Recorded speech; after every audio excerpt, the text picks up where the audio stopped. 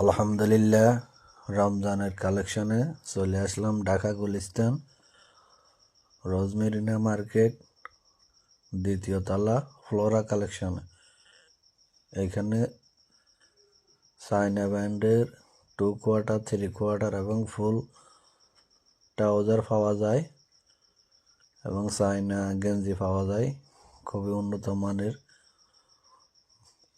আপনারা যারা trouser collection আসবেন এখানে আসতে পারেন।